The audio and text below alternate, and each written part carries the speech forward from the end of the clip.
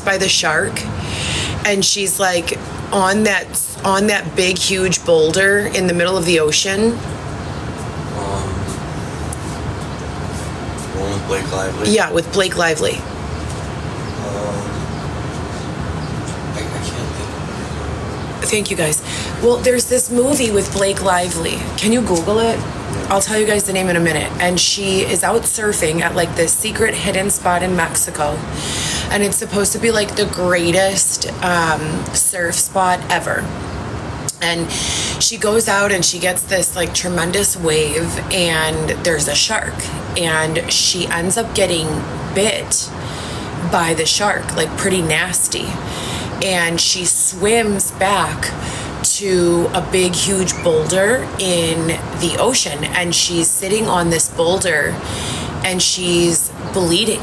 The Shallows with Blake Lively. And she's watching the people around her get eaten by the shark. There was, I believe, only two guys who were there with her at the time. And they were, I believe, natives to the island.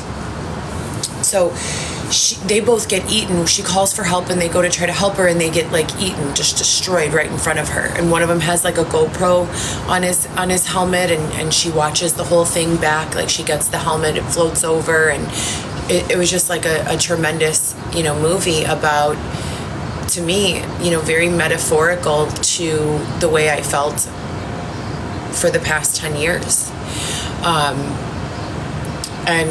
And what I mean mostly is, I was standing on that rock, neither being eaten by the shark, nor saved, nor assisted, just bleeding, and becoming weak and needing assistance and asking for it and screaming for it. And I don't know if my situation, it was that there was no one who could hear. I think in my situation, there were a lot of people who could hear. And that causes its own problems, feeling like there are people who know, who heard, who still hear, but your situation stays the same. And this is not a situation where, you could say no one's coming to save you. You can say that to people who sit around and don't develop any skills. You can say that to people who choose not to, continue learning or engaging in life. You could say that to people who, maybe... really, I don't believe you could say that to many. Even if a person is severely depressed, right, and they seem to check out of life, what do we say to them? There's help. Don't worry, right? So we can use that phrase, no one's coming to save you, but I truly believe that there are people out here who can hear, and there are people out here who will, help. My career, as far as, the way I took care of my family for the most of my adult life was and is in healthcare or caregiving. So I have taken care of people since I was a little girl. I was the oldest in my family, the oldest child. So all my mom's and dad's best friends, they had kids after my parents had me. And I was always like the designated babysitter and person who kind of like ran the show, like even when our parents were on site, like having their own hangout, the kids would be in the playroom and it would be like, I would be like in charge, you know what I mean? At 14 years old, I experienced tremendous adversity when I went from being a normal 14-year-old freshman in high school in northwest suburban Elmhurst. And I went from that identity, middle class, upper middle class. If my parents struggled financially, I did not know it. My mom always worked a full-time job, and then Sundays she would waitress, a brunch rush, for extra cash. My dad worked a full-time job in the city. I believe it was the village of Itasca in the streets and sanitation department. So like doing potholes and managing festivals and snow removal and all of those types of things. So I had a really, some might call it privileged childhood. That doesn't mean that my parents didn't fight sometimes. That doesn't mean that there wasn't, some adversity there. There certainly was. My father battled his own demons with alcoholism, and my mother was an overworker, and my sister and I dealt with that as business as usual, because our normal was that, and that was our normal. When you grow up in extreme poverty and you have to fend for yourself from an early age, that is your normal. That's never been my normal. So 14 comes, and 15, and I am abandoned in a third world country, which I've discussed on many, many lives before, and I'll discuss it again, but just not on this one. That in itself created a whole bunch of motivation, but also fear. I was terrified to ever, number one, be homeless and poor, because I saw third world country Jamaica. Thank you so much for the rose, Nina. I saw third world country Jamaica, and I thought, oh my God, I had never experienced anything like that before. As I said, my parents were not rich, but if we couldn't afford something, my mom wouldn't say, we can't afford that. My mom would say, is it Christmas? Is it your birthday? No, I'm not buying that, and she wouldn't say like, I don't have the money this week. She'd be like, we don't just go around frivolously spending, and that would be how she would teach us. I never knew anything. I didn't even know an electric bill existed. I did not know. I thought you pay for your house or whatever, one time. I didn't know there was a mortgage payment that was recurring. I didn't know that you pay for your gas and your electricity, and I knew you paid for food. I figured you probably bought your house one time, moved into it with your fam, and you were good to go, and that is how naive, and some might call it privileged, but others might call it, the opposite of that. Others might say that it was, those types of separations from reality with regards to socioeconomics that, cause issues later in life with bill payment and managing money and things of that nature. So it all depends on, your argument. You can pick a side and kind of see both sides, but that's kind of how I was raised. Well, when I became an adult, because I was separated from my family unit that was so normal for me, I had so much comfort at home. Even when I would argue with my family or my mom or my dad, I would literally like sit on the house phone. Do you guys remember those VTech, that brand VTech? You guys remember that see-through phone? They had it first in the corded version, and then they had it in the cordless version. And it like came in like 5 colors, like orange, red, turquoise, and green, lime green. I got the corded one first, that was the turquoise color, and then later I graduated to the cordless. And I would be on the phone with my Aunt Marilyn, who was a gymnastics instructor and like she was my godmother, and she was like a big nature person, so our summers when my mom would be at work, she'd come pick us up, and we would go with her to like all of these free nature centers. And it was through her that I really started noticing like saving money and being frugal and being aware of how much stuff costs. We would go to the grocery store with her. With my mom, it'd be like boom, boom, boom, boom, boom, we're out, With my Aunt Marilyn, it would be like we would be in there for like 4 hours or 3 hours. She'd be like couponing and price checking, and when we would go on these little summer vacations, like day trips, she would pack us this huge cooler full of sandwiches and chips and juice boxes, and like she'd always be on top of her savings and just very aware of money. With my mother, it was like not discussed really. It was very it wasn't a topic of discussion or anything that we were aware of. My mom, most of the time, wouldn't even let us go with her to the grocery store. She'd go pick up my grandma, her mom, take her for, an hour and be back. And if we were with her, it was very quick. We mostly didn't even have time to realize what was going on.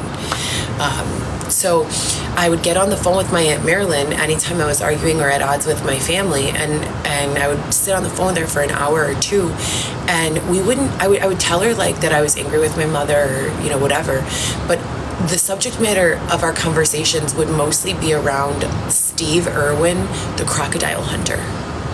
If you guys remember that show on Animal Planet, Steve Irwin he's like an Australian who like absolutely loved wrestling, alligators and crocodiles and doing all that stuff in the wild. And she loved that. And nature was her jam. Like we would go to bird sanctuaries and like these outdoor like places. It was a good, wholesome time with her. She made me a godmother. Shout out to my godson, Jake Anderson. Shout out to you. I haven't seen him in a very long time. Shout out to Allison Anderson, who I would babysit all the time. Before Jake was born, me and Allie were like, I would like imagine her to be like my baby. I was like 12, maybe 13 years old, and I would just carry her every single time I'd be there. I'd be like, where's the baby? I want to hold the baby. I was just crazy for family my entire life. So I get back from Jamaica and I'm trying to make sense of the tremendous trauma associated with being abandoned in a third world country. And my family had their perspective and their reason for doing what they did. I had no criminal record. I wasn't in trouble at school. I had an attitude, my mom said, and we were kind of not getting along. I wasn't really focused on my education. I was getting C's and B's without even trying. I never studied at home. And my mom wanted me to be someone smart. She wanted me to be intelligent and go to school and do my thing. And so she didn't tell me her plan, and I wasn't told, hey, we're going to leave you in Jamaica at a military style, very strict, and oppressive, an abusive school for an indeterminate amount of time. She told me that she was taking me on a Christian retreat, a church retreat through my church at the time, which was Epiphany Lutheran. All my children have been baptized there except for Weston, who we haven't been able to baptize yet, but coming soon. He better be. We better be able to baptize him very soon. So my kind of idea about going there was that I'd be there for a week to work on my relationship with my mother, and then I'd be back home. And you can imagine my surprise as a 14, 15-year-old child being left there. And they don't just drop you off in Montego Bay at some sort of vacation resort. They drive you 4.5 to 5 hours around the island. If you've ever driven in a third world country, that in itself is enough to make you like evacuate your bowel. It's terrifying. They're on like high mountains, just zipping around. There's no guardrails on the roads. It's terrifying. On top of that, you're driving through shanty towns, jungles, like it's crazy. It's scary.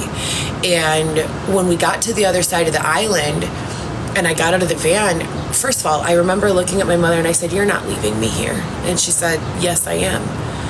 And she took my sunglasses off of my head that I had just bought. They were Mud. You guys remember that brand Mud, M-U-D-D? They were Mud sunglasses. I thought they were so cute. They were like see-through blue. I had just gotten them like 2 days before my mom took them off of my head and said, "You won't be needing these." And I remember like being such a mix of hurt, betrayed, sad, desperate. And I still didn't fully believe that she was leaving me there. It took me about a week to really believe that she was leaving me there because I had seen our return flight home. And so I knew when they were leaving the island. And so I thought maybe this is a scare tactic. Maybe they're going to drop me off here and pick me up, right before they go to the airport. So those first 7 days, I thought for sure I would be going home. I thought for sure that this was like some like bad dream, And that 7th day came and it went, and my mother did not return. And we weren't allowed phone calls, and we weren't allowed any communication with our friends, family, or parents, except through letters that were reviewed by the staff. So the staff would look, if you wrote about some of the abuses that were taking place, they would refuse to mail your letter.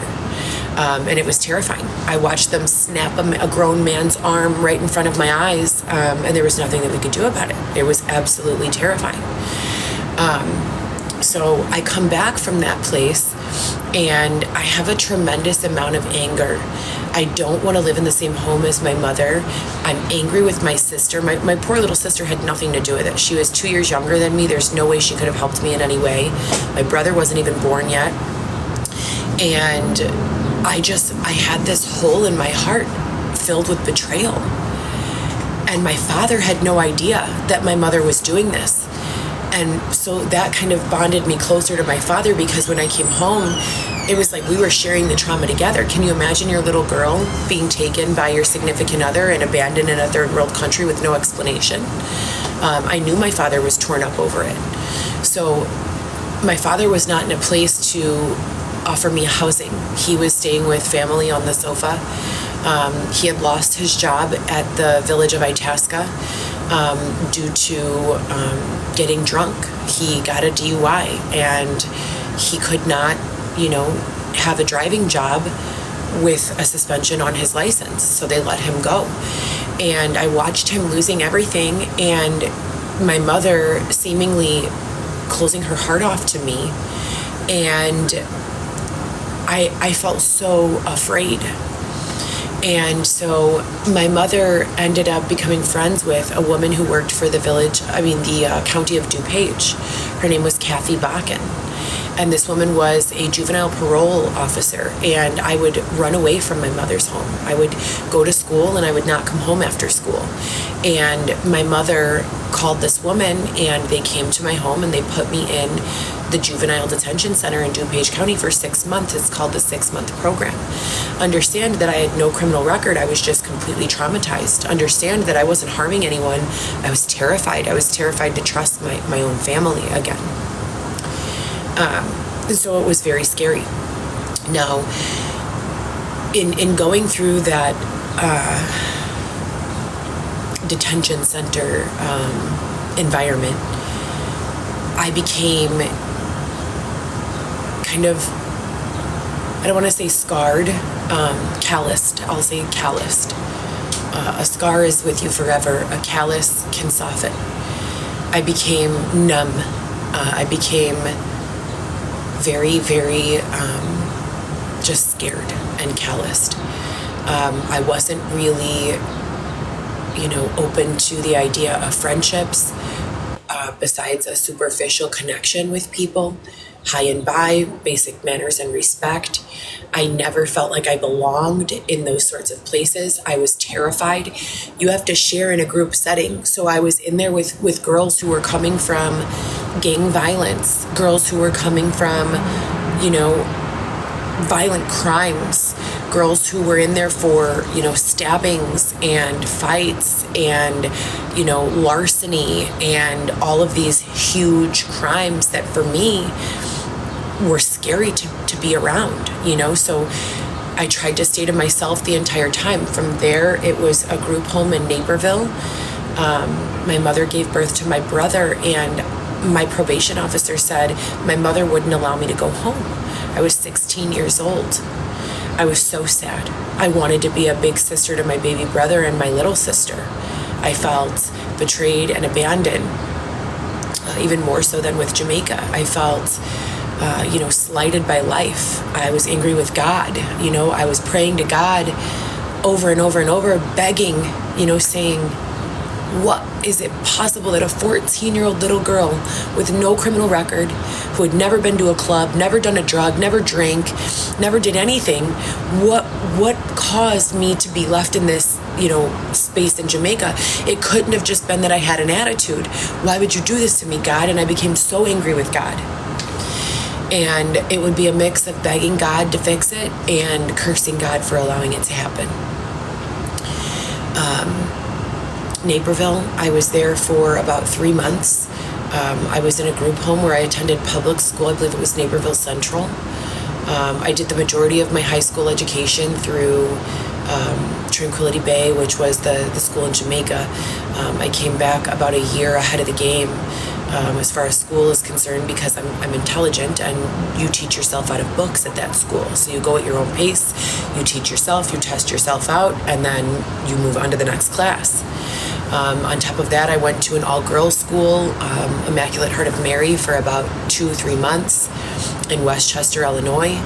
After that, I went to Stoughton, Wisconsin, to finish the remainder of my education, where I was permitted to, again, I'm living in some sort of weird situation with girls who have crazy issues, girls who are pulling out their hair and their scalps are bleeding, girls who are convinced they're lesbians at 15 years old and are getting in trouble for being players in their school at home. And then there's me with no criminal record, and so they would give me extra privileges. They let me get a job at what they called the Piggly Wiggly. We don't have those in Illinois. This is Stoughton, Wisconsin. They didn't take. And they stayed in the relationship and became complacent and never experienced life and never grew and never learned and never, did anything. Other people say, you're dumb. You should have stayed in that relationship, even if it was difficult. You would have you would still be in the family home with your children today if you had stayed in that relationship. And I beat myself up over it a lot. If I stayed in that relationship, I know that Weston wouldn't exist and neither would Alexis. And that's the other half of my heart. So I love my children more than anything in the entire world, and I know that God has a plan. When I separated from Lewis, I immediately started working at Northwestern Hospital. I was a medical assistant and phlebotomist, and I was in school at American Intercontinental University for healthcare administration, specifically law and ethics. I had completed numerous different educational courses while I was with Lewis, at First Institute of Illinois, online, and at Triton College in person. So I began working.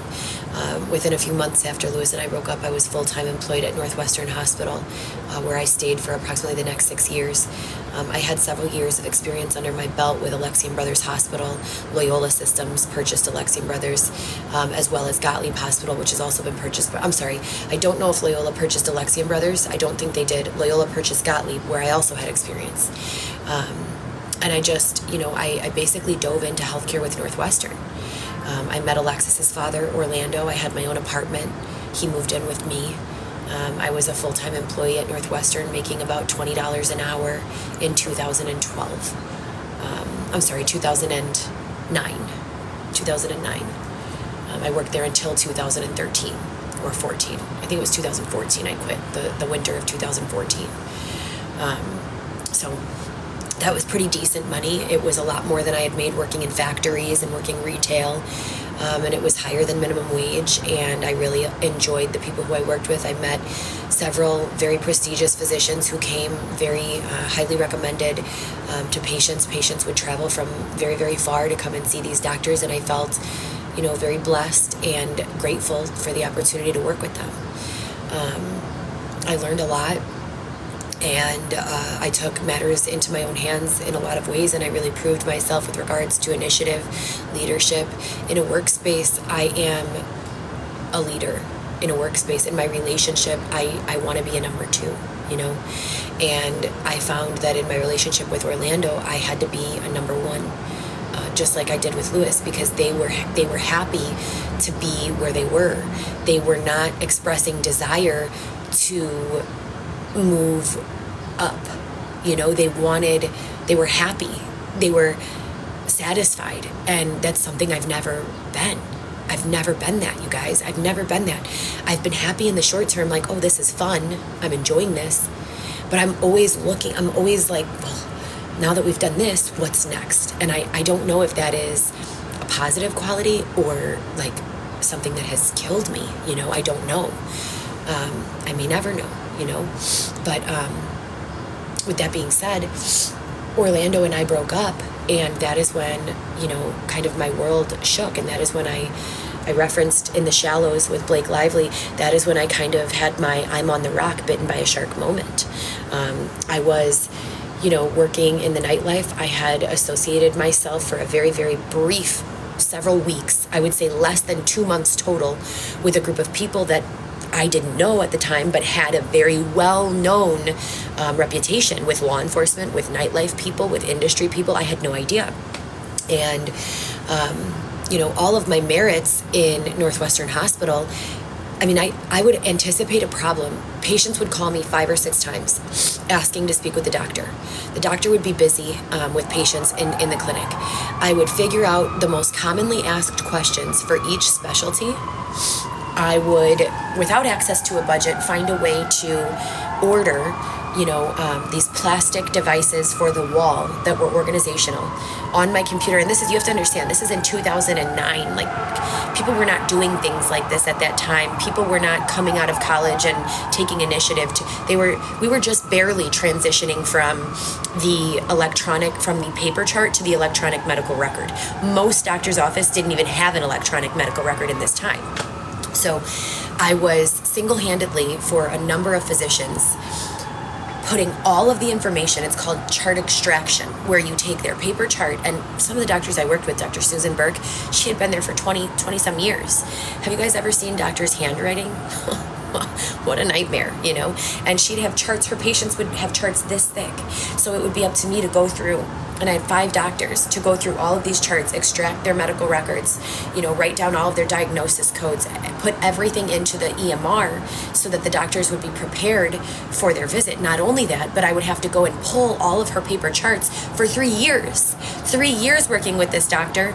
She had so many patients and such a large patient base that she would literally need to access, and I'm sure to this day she does this, her paper chart. She's like one of those old school feet in the mud, type of doctors that's not gonna, transition to medical records very easily. You're really gonna have to, push her on it. And I would pull all of her charts and bring them, that she was gonna see, and pull out any pertinent information. And I would do the same with all my other doctors. And that includes scanning documents. That includes, testing people for various issues, glucometer use, instruction on insulin. And I would, over the course of those years, I would get asked the same questions. Complex questions about adrenal insufficiencies, questions about fibromyalgia, questions about diabetes, questions about, diabetic insulin pumps. Every time you guys see on TV some sort of ad for a medication or a medical device, patients would call me and say, Heather, I saw this. What about this? How is this? Should I get it? Do you like it? Now, my job was not defined by Northwestern Hospital as anticipating the needs of my doctors and helping them through the day. My job was defined by Northwestern, by their management staff, by their HR department, as assisting the doctors by pulling their charts, managing their schedules, and various other tasks. That's nothing what my job was like. I was literally doing, executive level assisting, anticipating the needs of my doctors, handling all of their prescriptions, handling all of their orders, imaging, diagnostics, testing that was coming back in completed. I would look at the results of those tests and decide the urgency of those test results through training and trial and error, and learning through the doctor's instruction. I became incredible at it. I believe that if you didn't know who I was, I could take an entire day of patients and no one would know I wasn't a doctor. I was fantastic at my job. I was phenomenal at my job. There was no one who even compared with the amount of work and the quality of work that I was doing at my job. I was really good, and I wanted to be really good because most of that trauma from being labeled as bad, I wanted it gone. I wanted no association with it, and I wanted to knock the socks off of my bosses so that I would create a reputation that was fair, a reputation that was truthful, a reputation that was, supportive of the lifestyle that I wanted and the story that I wanted to tell, the legacy I wanted to leave my children and my family.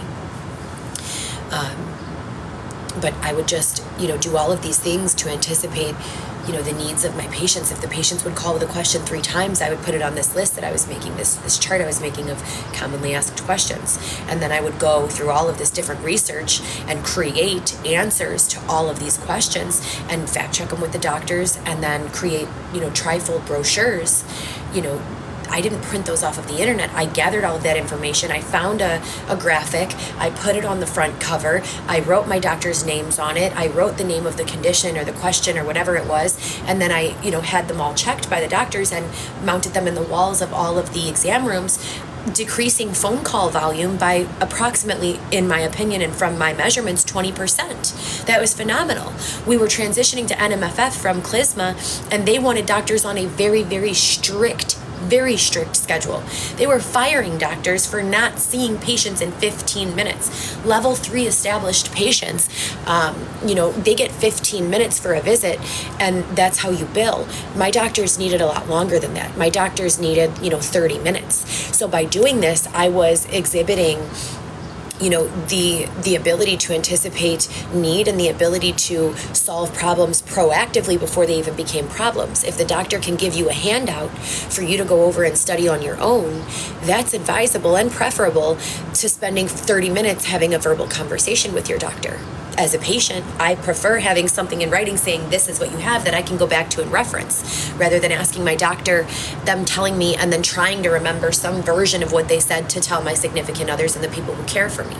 So I really felt like I, did really great work there. Well, I didn't feel like I was getting compensated what I deserved. And after several years, I gave birth to Alexis. I had been there for many years.